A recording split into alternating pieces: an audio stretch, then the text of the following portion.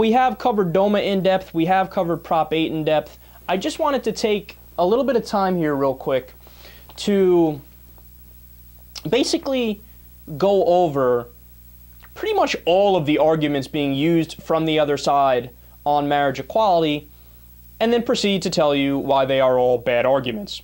So these arguments, of course, are brought to you by a plethora of right-wing talkers, including Rush Limbaugh, Pat Robertson, Bill O'Reilly, Pat Buchanan, Michael Savage, Glenn Beck, etc., etc. And there is 4 main arguments that they bring up to be against gay marriage and equality.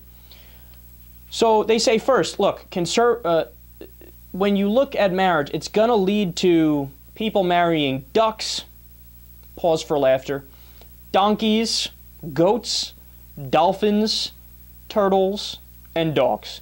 Now, the reason I bring up these specific ones is because these are the specific ones brought up by those right-wing talkers. Yes, I know this idea is comical, but let me just take a quick second to respond. Okay. Not only is it that these things are a different species, which is obviously red flags right away should go off in your head, right? It's also that it's a matter of consent. So, look, that's the biggest bright line in this argument I could possibly think of. Now, of course you can object against something on moral grounds if it infringes upon somebody else's rights. But you can't object to something on moral grounds if it doesn't do that.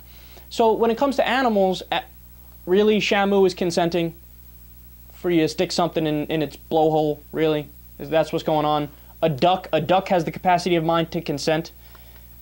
And by the way, really, people are going to be able to marry ducks? I didn't know ducks and turtles and dolphins had constitutional rights in the United States of America. But that's not what I'm saying. That's what they're saying. They're saying, look, you're going to be able to marry ducks. Oh, no, but, you know, the Constitution doesn't apply to animals. So that argument is gone. And then they say, well, marriage equality will lead to the downfall of society.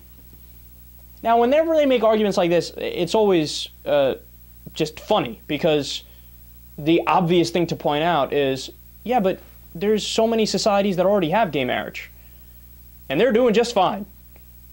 Like, what do they actually think is going to happen? Like, you legalize gay marriage, and then what? All of a sudden, there's, you know, fireballs start raining from the sky, and there's a nuclear attack in 23.5 minutes because Kim Jong-un caught word that we let gay people do it in the naughty place, and now he's angry and he attacks.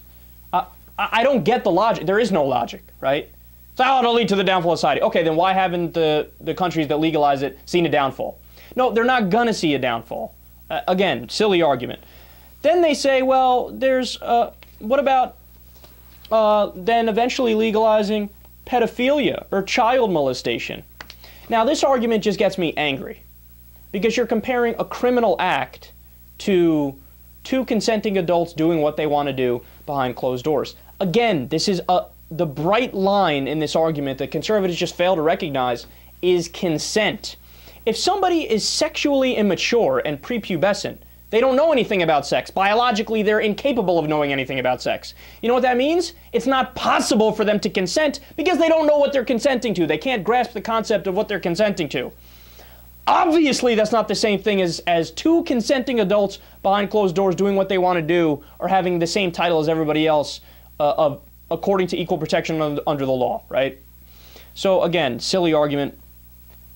And then the last 2 arguments is the ick factor argument. They say, oh, look, it's sexual anarchy, and, you know, it's just something doesn't sit right about it. Now, here's an area where I actually agree with their gut feeling on it. So I don't like the thought of 2 men having sex. I'm straight, so that, you know, if I see it, it actually does gross me out. But that doesn't matter. That's irrelevant. Because nobody is saying, all right, gay marriage is legal, and now every straight man on Tuesday at 10 a.m. has to blow your neighbor. No, we're not being forced to do sexual acts. We're not being forced to look at anything. It's just them being able to do what they want. So while it may be an ick factor for me, it's none of my business. It's also none of these conservatives' business who say, oh, it's nasty. Okay, so don't marry a dude. Simple as that. And then the last point they make, which actually has a shred of credibility to it, but of course there's a massive caveat, is when they say, well, look, this is going to lead to polygamy. Now, do I think that it's going to lead to polygamy in the short run? No, I don't. Do I think that in the long run there's a possibility that people will start standing up and saying, you know what, I actually agree with the idea of polygamy and it should be legal? Is that possible? Sure, that's possible. But here's the thing. I don't care. Yeah, I'm pro-polygamy. And I don't even think it's controversial. How about that? How you like me now? I love how, see, this shows you something I talk about a lot. It's a theory on cultural chains. So I know that sounds kind of wonky. What does that mean? It means people that are raised in a certain society, they just start to believe that what they feel is right by definition. So since you were raised in a society where it was, oh, just wives and husbands, man and a woman, and that's it, you start to think, well, then obviously you can't have two men getting married or two women getting married. Obviously you can't have one person marry a bunch of different people. That's obvious, right? Yeah, but that's not obvious. Just because you were born in that society where that happened doesn't mean that that society is morally superior to a society that did it differently. As long as you're not hurting anybody else, I don't see what the problem is, right? So even if it does eventually lead to polygamy, which is possible, right? If we're actually moving towards equality, I think it should.